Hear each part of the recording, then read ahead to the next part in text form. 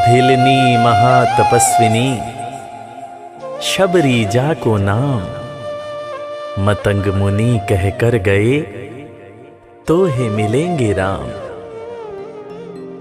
सोने की चिड़िया मां भारती और सत्य सनातन धर्म के सबसे आदर्श पुरुष मर्यादा पुरुषोत्तम भगवान राम, जो वर्षों की तपस्या के बाद ऋषि मुनियों को भी नहीं मिलते, मगर एक भीलनी शबरी के घर स्वयं चल के आके न सिर्फ दर्शन देते हैं बल्कि उस भीलनी के जूठे बेर भी खाते हैं। और बाबा तुलसी ने क्या खूब कहा है कि प्रबल प्रेम के पाले पड़कर प्रभु का नियम बदलते देखा, अपना मान भले टल जाए भक्त का मान न टलते देखा। भाव नहीं तो कुछ भी नहीं है, लाख करो गुणगान, भाव के भूखे हैं भगवान, भाव के भूखे हैं भगवान।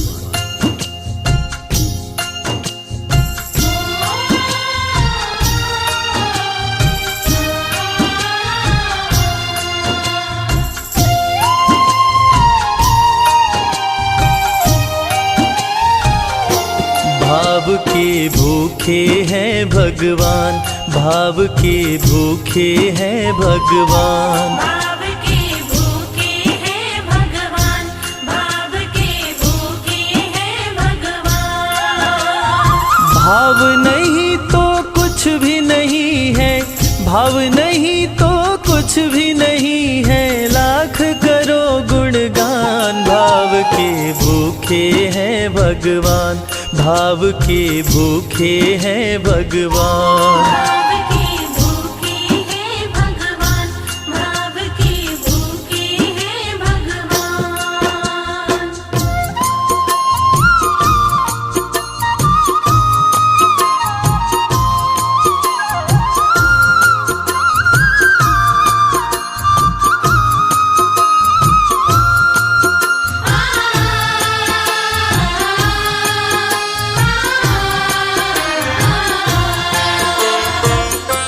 एक थी शबरी भक्तन, न्योछावर करके तन मन, मतंग मुनि के संग में करती थी प्रभु का कीर्तन।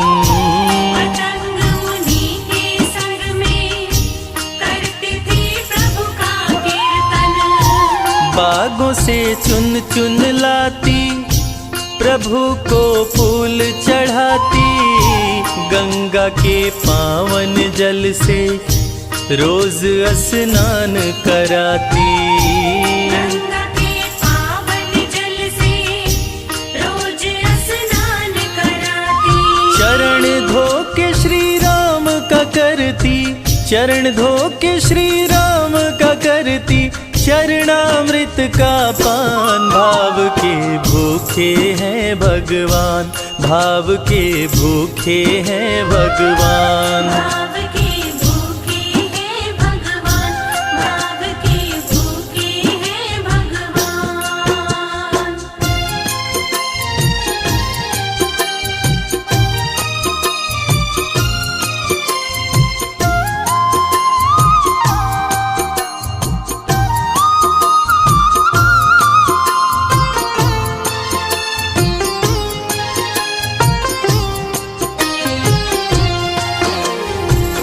धैर्य एक ऐसा प्रसाद है जो इंसान को महान बना देता है। मतंग मुनि मां शबरी से कह गए कि शबरी तेरे दरवाजे राम जरूर आएंगे, और शबरी ने 10,000 साल तक प्रतीक्षा किया। शबरी को देखने वाले न सिर्फ उसे पागल कहते थे बल्कि कहते थे, ये कौन दिखात कुटी मां नारी ते उत जाती है मूद भरी, छिन भीतर बाहर होत छिना सुख सो नहीं बैठत एक घड़ी, यही के तन में कछु पीर भई ये वियोगिन मानस माहि जरी, अब जान पड़ी रघुनाथ के प्रेम की मूर्ति रूप ये है शबरी। मतंग शबरी को बताए, बहु भांति समझाए, सबर कर कुछ दिन शबरी, मिलन के दिन अब आए। सबर कर कुछ दिन शबरी, मिलन के दिन अब आए। राम जी तुमसे मिलेंगे मेरी कुटिया में आकर, शबरी को धैर्य बंधा कर समाधि लिए गुरुवर। शबरी को धैर्य बंधाकर समाधि लिए गुरुवर। राम नाम में लीन हो गई, राम नाम में लीन हो गई, गुरु से पाकर ज्ञान। भाव के भूखे हैं भगवान, भाव के भूखे हैं भगवान। भाव के भूखे हैं भगवान, भाव के भूखे हैं भगवान।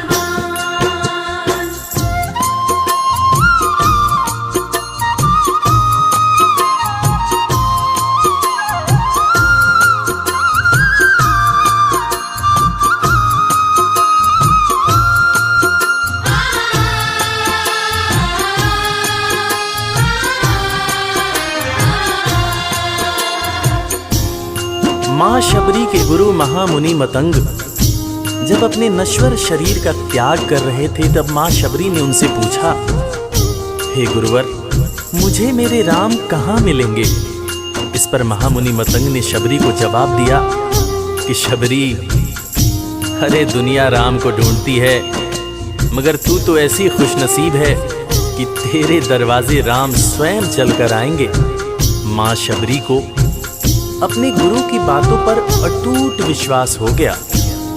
मां शबरी हर रोज राहों पर फूल बिछाती थी, चुन चुन कर मीठे बेर चख चख कर इकट्ठा करती थी, ताकि मेरे प्रभु श्री राम जब आएंगे तो बड़े प्यार से इसका भोग लगाएंगे। राहों पर फूल भी बड़ी सावधानी से शबरी माँ बिछाती थी। शबरी माँ सोचती थी कि मेरे गुरुवर कह के गए हैं कि मेरे घर मेरे राम जरूर आएंगे।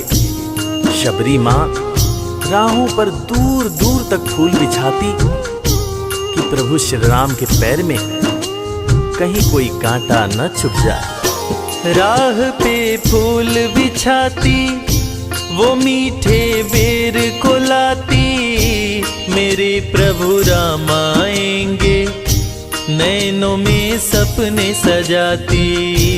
मेरे प्रभु राम आएंगे, नैनों में सपने सजाती।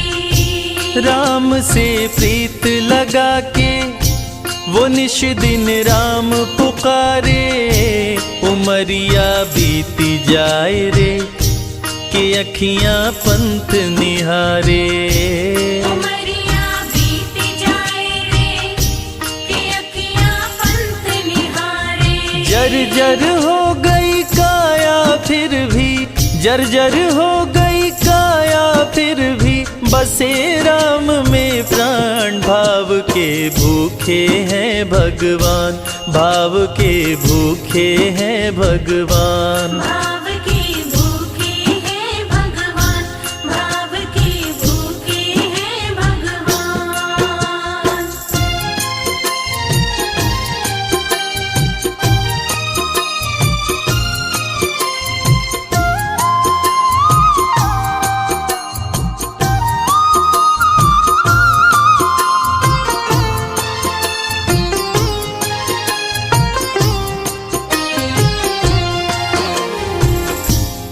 समय समय के साथ बीतता गया।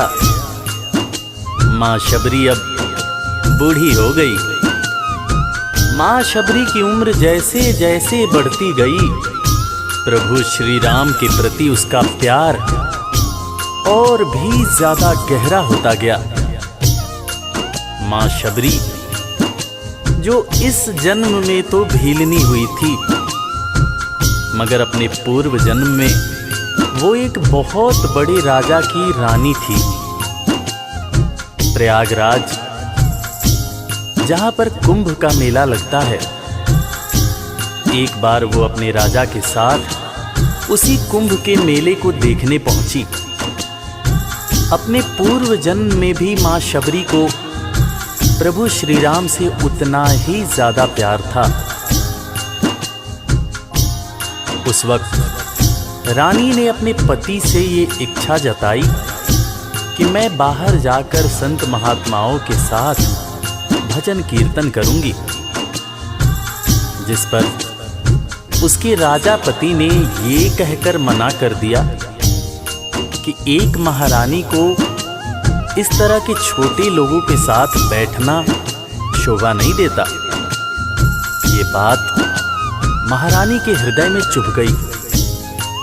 महारानी ने गंगा के पानी में जाकर अपने प्राण त्याग दिए और ईश्वर से कहा, हे मेरे प्रभु, हे मेरे राम, इस जन्म में तो आपने मुझे बहुत खूबसूरत बनाया है, अगले जन्म में चाहे मुझे कुरूप बना देना। इस जन्म में आपने मुझे उच्च कुल में जन्म दिया है, अगले जन्म में चाहे तो मुझे भीलनी बना देना। मगर हे प्रभु, मेरा अगला जन्म जब भी हो, मुझे ये सौभाग्य जरूर देना कि मैं तुम्हारे नाम को जपूं, मैं तुम्हारा नाम लूं, मुझ पर कोई बंधन न हो। वो राजकुमारी अगले जन्म में माँ शबरी बनी, वही माँ शबरी जो कुटिया में प्रभु श्री राम की राह देख रही थी। वो सुंदर आसन लगा के, स्वच्छ कुटिया को सजा के, राह आंचल से बुहारे, प्रभु का ध्यान लगा के। राह आंचल से बुहारे, प्रभु का ध्यान लगा के। और ना अब तड़पाओ, राम मेरे आ भी जाओ, दरस बिन शबरी व्याकुल, राम मेरे दरस दिखाओ।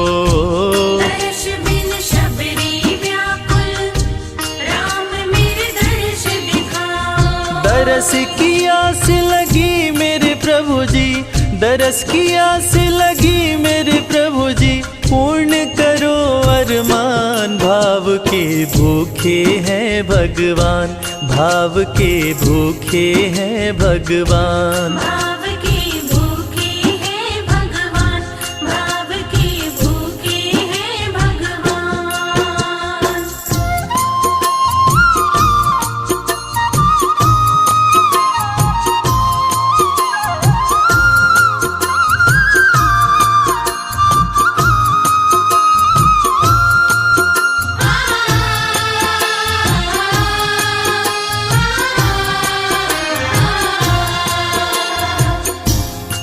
अजगर करे न चाकरी, पंछी करे न काम, दास मलूका कह गए सबके दाता राम। और हम सबके परम पूज्य बाबा तुलसीदास ने रामचरितमानस में भी कहा है, राम से बड़ा राम का नाम। और यही काम माता शबरी दिन रात कर रही थी। बस वो एक ही बात बार बार बोले जा रही थी कि मेरे राम आएंगे, मेरे राम आएंगे। वो हर वक्त हे राम बोलती रहती थी। प्रभु श्री राम जब अपने भाई लखन के साथ माता सीता की खोज में वन में दर दर भटक रहे थे, तो उनके कानों में ये आवाज गूंजी। उन्होंने अपने भाई लखन से कहा, प्रिय अनुज, ध्यान से सुनो। मेरी एक माता है जो वर्षों से मेरी प्रतीक्षा कर रही है। मैं भी अपने माता को देखने के लिए बहुत व्याकुल हो रहा हूं। चलो अनुज, माता शबरी की कुटिया में चलते हैं। प्रभु श्री राम माता शबरी की कुटिया में आते हैं। माता शबरी की नजर जब प्रभु श्री राम के ऊपर पड़ती है तो माता की आंखों से खुशियों के आंसू धारा प्रवाह बहने लगते हैं।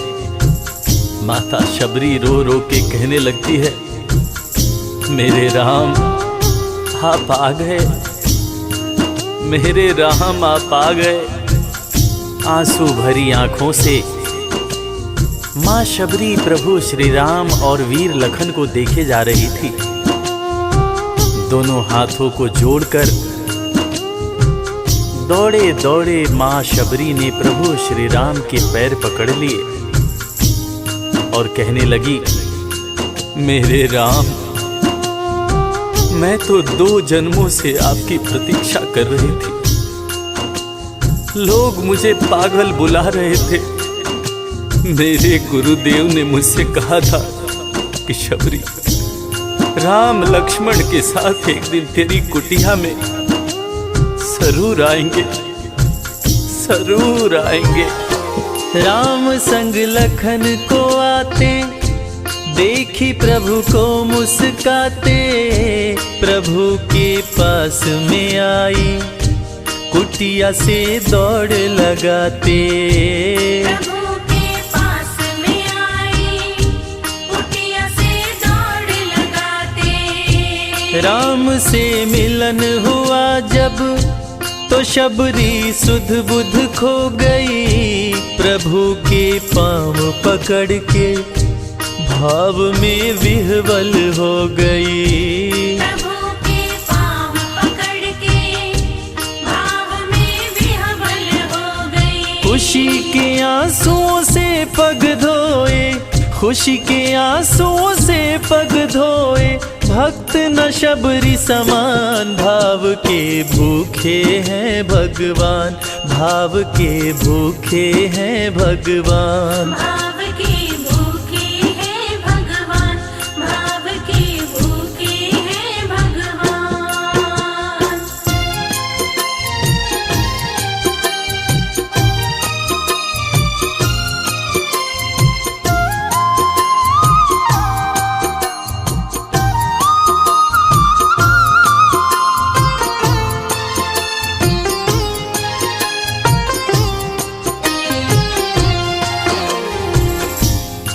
मित्रों, मैं रविराज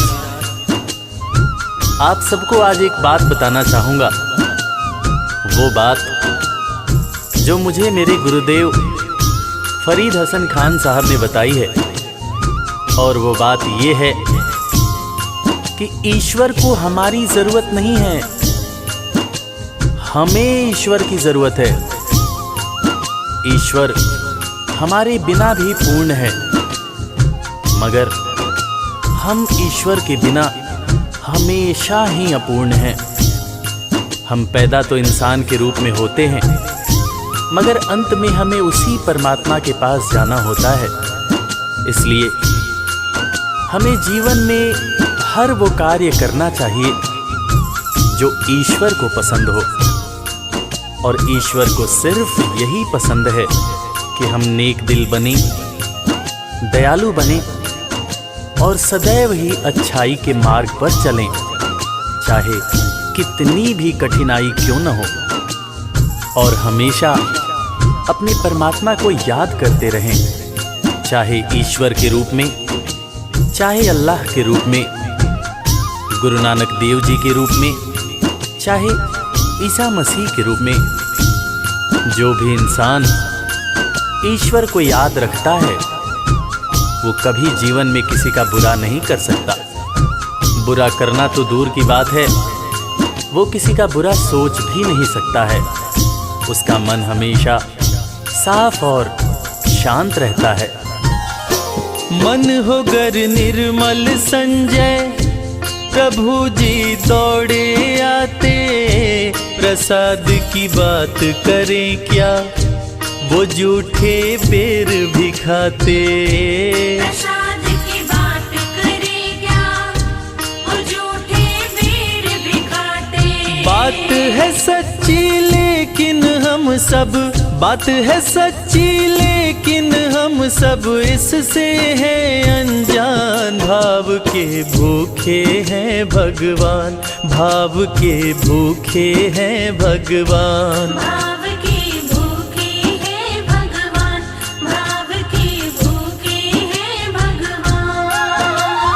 भाव नहीं तो कुछ भी नहीं है, लाख करो गुणगान। भाव के भूखे हैं भगवान। भाव के भूखे हैं भगवान, भाव के भूखे। इस कथा के लेखक पंडित संजय तिवारी जी, साउंड इंजीनियर श्री कैलाश डंडरियाल जी, मैक्स स्टूडियो दिल्ली, संगीतकार लवली शर्मा।